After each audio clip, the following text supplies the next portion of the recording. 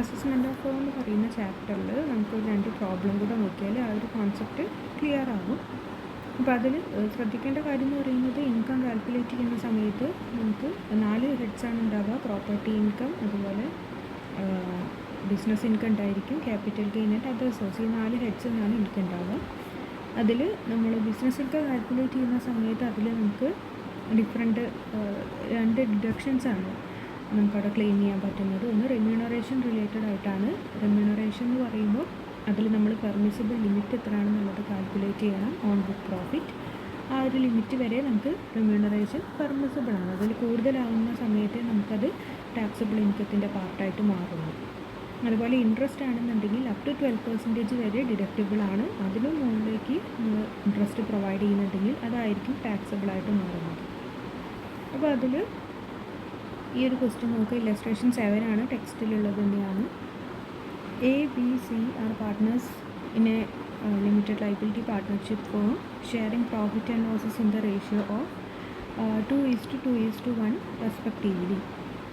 The profit and losses account of the year ended 31st March 2023 is as follows. Okay, ഇയറിൽ change ഉണ്ടാകും. അപ്പോൾ അതിൽ നമുക്കൊരു profit and ലോസിൻ്റെ ഫോർമാറ്റാണ് തന്നിട്ടുള്ളത്. അതിൽ ഡെബിറ്റ് സൈഡിലായിട്ട് സൺട്രി ട്രേഡ് എക്സ്പെൻസസ് തന്നിട്ടുണ്ട്. ദെൻ ഇൻട്രസ്റ്റ് ഓൺ ക്യാപിറ്റൽ തന്നിട്ടുണ്ട്. ട്രേഡ് എക്സ്പെൻസ് എന്ന് പറഞ്ഞാൽ അഡ്മിസിബിൾ ആയിട്ടുള്ള എക്സ്പെൻസ് ആണ്. ബട്ട് ഇൻട്രസ്റ്റ് ഓൺ ക്യാപിറ്റൽ 13% ആണ്. അപ് ടു 12% വരെ പെർമിസിബിൾ ആണ്. എക്സ്ട്രാ നമ്മൾ പ്രൊവൈഡ് ചെയ്തിട്ടുള്ള 1% എന്ന് പറയുന്നത് ടാക്സബിൾ ആയിട്ട് മാറും, അല്ലെങ്കിൽ ഡിസലൗഡ് ആയിട്ട് മാറും. അത് നമ്മൾ ആഡ് ബാക്ക് ചെയ്യണം.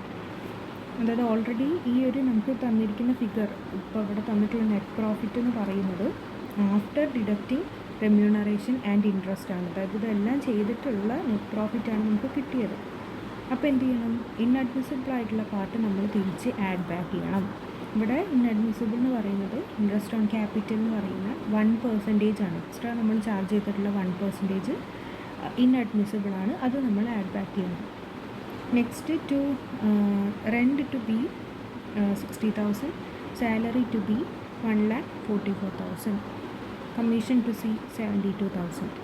റെൻ്റ് എന്ന് പറയുന്നത് നോർമൽ കേസിൽ റെമ്യൂണറേഷൻ അല്ല, അപ്പോൾ അത് നമ്മൾ ട്രീറ്റ് ചെയ്യണ്ട. ബാക്കി സാലറി ആൻഡ് കമ്മീഷൻ ഇത് രണ്ടും BC രണ്ടുപേരും പാർട്ട്നേഴ്സ് തന്നെയാണ്. അപ്പോൾ ഈ പാർട്ട്നേഴ്സിന് കൊടുത്തിരിക്കുന്ന റെമ്യൂണറേഷൻ എന്ന് പറയുന്നത് നമുക്ക് ലിമിറ്റ് കണ്ടെത്തി കഴിഞ്ഞിട്ട് ആ ലിമിറ്റ് വരെ നമുക്ക് പ്രൊവൈഡ് ചെയ്യാൻ പറ്റുള്ളൂ.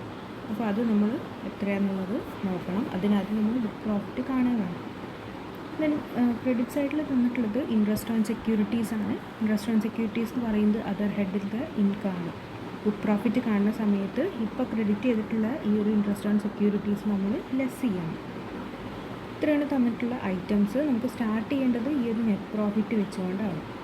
ഓക്കെ, നമുക്കിവിടെ taxable income of partners and ഇൻകമാണ് കാൽക്കുലേറ്റ് ചെയ്യേണ്ടത്.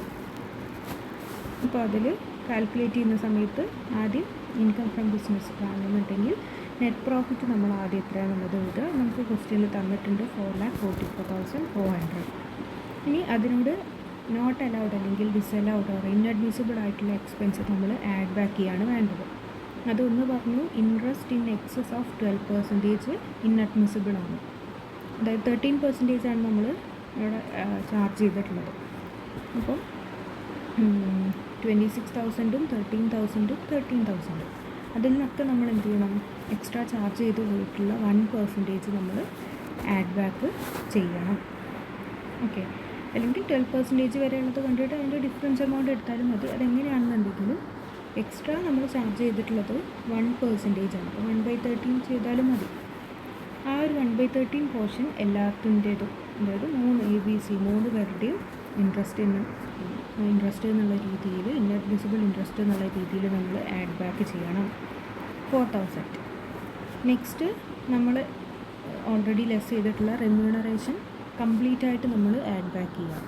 അതായത് ഇവിടെ 72,000 കമ്മീഷനും 1,44,000 സാലറി. റെൻ്റ് എടുക്കേണ്ട ആവശ്യമില്ല, കാരണം റെൻ്റ് എന്ന് പറയുന്നത് നമ്മളുടെ റെമ്യൂണറേഷൻ്റെ പാർട്ടല്ല.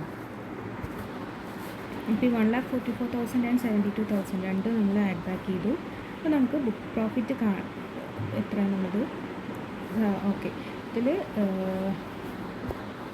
ക്രെഡിറ്റ് സൈഡിൽ ഇൻട്രസ്റ്റ് ഓൺ സെക്യൂരിറ്റീസ് ഉണ്ട്. അപ്പോൾ അത് അതർ ഹെഡിൽ വരുന്നതായതുകൊണ്ട് ആ ആഡ് ചെയ്തിട്ടുള്ള ഇൻകം നമ്മൾ ലെസ് ചെയ്യും കൂടെ വേണം 20,000. ബാലൻസ് ഫിഗറായിട്ട് നമുക്ക് കിട്ടുന്നത് ബുക്ക് പ്രോഫിറ്റ് ആയിരിക്കും. ഇന്നലെ ബുക്ക് പ്രോഫിറ്റ് പറഞ്ഞ സമയത്ത് പറഞ്ഞിട്ടുണ്ടാകും, അതിൽ കാണേണ്ട രീതി എന്ന് പറയുന്നത് നെറ്റ് പ്രോഫിറ്റിനോട് ഇൻഅഡ്മിസിബിൾ ആയിട്ടുള്ള എക്സ്പെൻസ് ആഡ് ചെയ്യുക, inadmissible income or income from other head എന്നുള്ളത് ലെസ് ചെയ്യുക. ആ ഒരു രീതിയിൽ ബുക്ക് പ്രോഫിറ്റ് കിട്ടിക്കഴിഞ്ഞാൽ അതിൻ്റെ മുകളിൽ നമ്മൾ പെർമിസിബിൾ ലിമിറ്റ് എത്രയാണെന്നുള്ളത് കാൽക്കുലേറ്റ് ചെയ്യുക. ഈ 6,44,000 എന്ന് പറയുമ്പം ഈ പെർമിസിബിൾ ലിമിറ്റ് കാണേണ്ടത് നമ്മൾ പറഞ്ഞിട്ടുണ്ട്.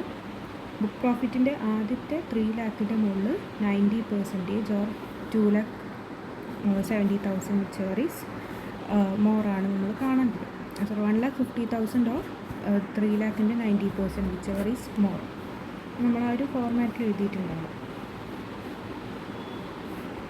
ഇവിടെ എഴുതിയിട്ടുണ്ട് 1,50,000 or 90% of book profit.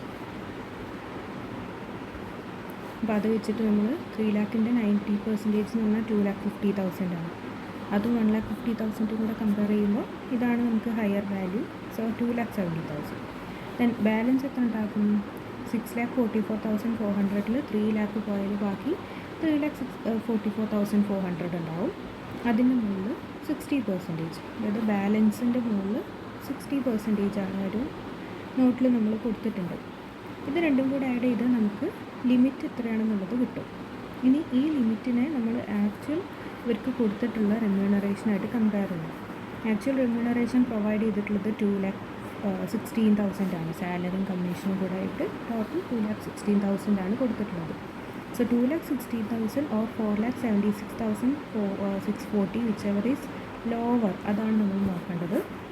Lower amount എന്താണ്? 2,16,000 ആണ്. അപ്പോൾ ഈ ഒരു എമൗണ്ട് നമ്മൾ എന്ത് ചെയ്യുക? നമ്മുടെ പ്രോഫിറ്റ് നിന്ന് ലെസ് ചെയ്ത് കഴിഞ്ഞാൽ നമ്മുടെ ടോട്ടൽ ഇൻകം എത്രയാണെന്നുള്ളത് കിട്ടി.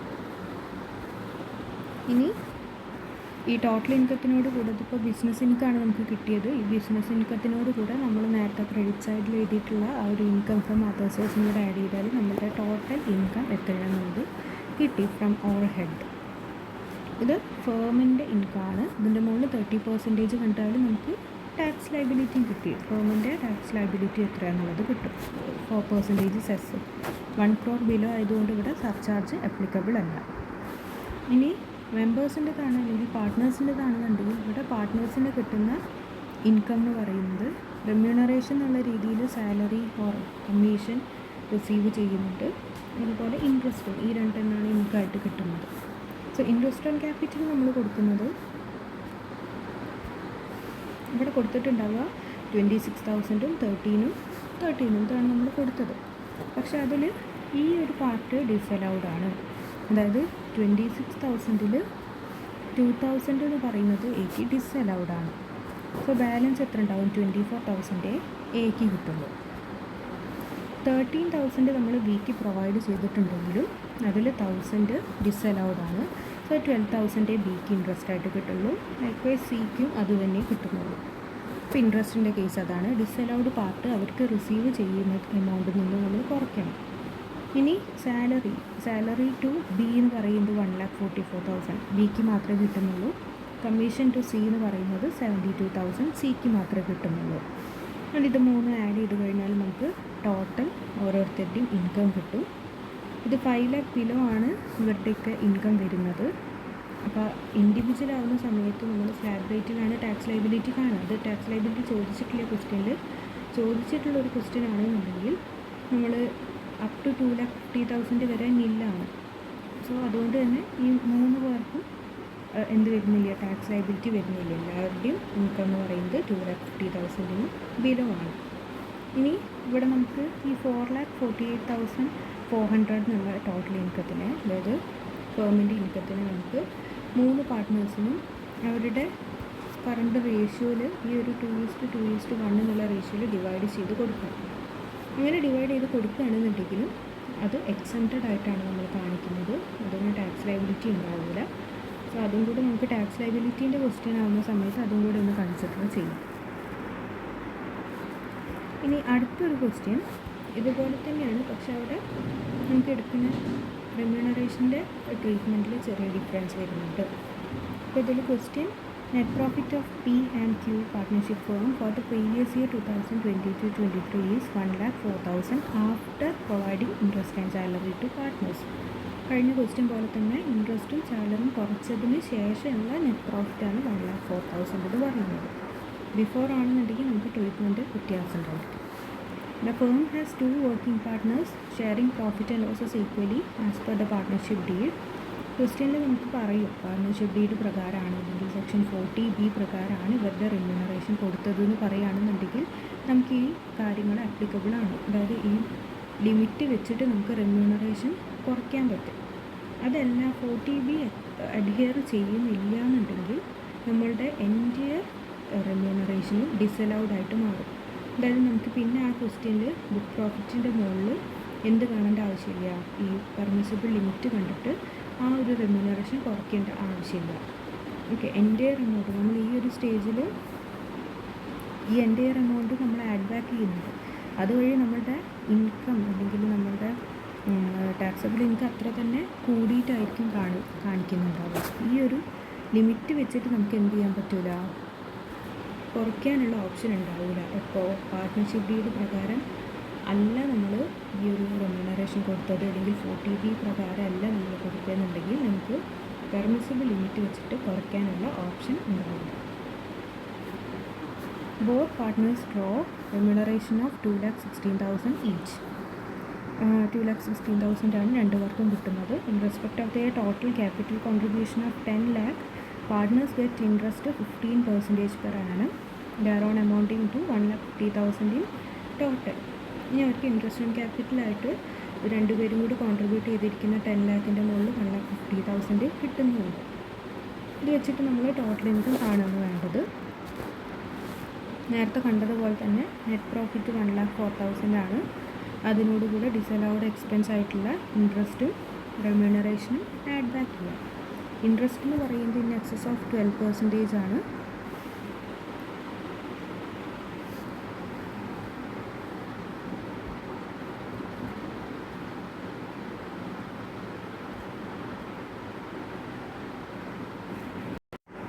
ഇവിടെ ഇൻ എക്സസ് ഓഫ് 12% എന്ന് പറഞ്ഞാൽ 15% ആണ് നമ്മൾ ചാർജ് ചെയ്തിട്ടുള്ളത്. 10 lakhൻ്റെ മുകളിൽ 15%.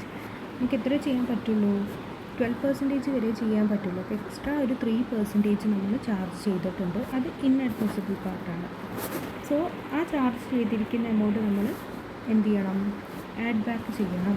ഈ 30,000 എങ്ങനെ കിട്ടുക, 10 lakhൻ്റെ മുകളിൽ 15% കാണുന്ന സമയത്താണ് നമുക്കതിൻ്റെ ഇൻട്രസ്റ്റ് കിട്ടിയിട്ടുള്ളത്. എന്നാൽ അതിൽ നമുക്ക് 3% ഇൻഅഡ്മിസിബിൾ ആണ്. സോ ആ 3% ആണ് 10 lakhൻ്റെ 3% ആണ് നമുക്ക് ഇവിടെ 30,000 ആയിട്ട് നമ്മളിവിടെ കാണിച്ചിട്ടുള്ളത്. ഇനി റെമ്യൂണറേഷൻ ആണെന്നുണ്ടെങ്കിൽ 2,16,000 ഈച്ചാണ്. രണ്ട് പേർക്കും 2,16,000 വെച്ച് കിട്ടുക എന്ന് പറയുമ്പോൾ 4,32,000 ആണ് റിസീവ് ചെയ്യുന്നത്. ഈ 4,32,000 കംപ്ലീറ്റ് ആയിട്ട് നമ്മൾ ആഡ് ബാക്ക് ചെയ്യുമ്പോൾ ബുക്ക് പ്രോഫിറ്റ് കിട്ടും. ഇനി ബുക്ക് പ്രോഫിറ്റ് നമ്മൾ എന്ത് ചെയ്യുക, റെമ്യൂണറേഷൻ്റെ ആക്ച്വൽ ലിമിറ്റ് എത്രയാണോ അത് നമ്മൾ കുറയ്ക്കുകയാണ് വേണ്ടത്.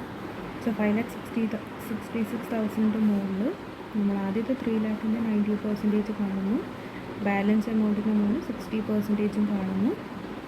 അതിൻ്റെ പെർമിസിബിൾ ലിമിറ്റ് എത്രയാണ് കിട്ടി. നമ്മൾ കൊടുത്തിരിക്കുന്ന റെമ്യൂണറേഷൻ എന്ന് പറയുന്നത് 4,32,000 ആണ്. അപ്പോൾ ഇതിലേതാ കുറവ്, ഈ രണ്ടും വെച്ച് നോക്കുമ്പോൾ പെർമിസിബിൾ ലിമിറ്റാണ് ഇവിടെ കുറവ്. ഇവിടെയാണ് ഡിഫറൻസ് വരുന്നത്. നേരത്തെ പെർമിസിബിൾ ലിമിറ്റ് കൂടുതലായിരുന്നു എന്ന് പറഞ്ഞു കഴിഞ്ഞാൽ പെർമിസിബിൾ ലിമിറ്റിന് ഉള്ളിലുള്ള ഒരു എമൗണ്ട് നമ്മൾ റെമ്യൂണറേഷനായിട്ട് കൊടുത്തിട്ടുണ്ട്. അപ്പോൾ കൊടുത്തിരിക്കുന്ന എൻ്റെ റെമ്യൂണറേഷനും നമുക്ക് എന്ത് ചെയ്യുന്നു, പെർമിസിബിൾ ആണ്, നമ്മൾ എക്സ്ട്രാ ഒന്നും കൊടുത്തിട്ടില്ല.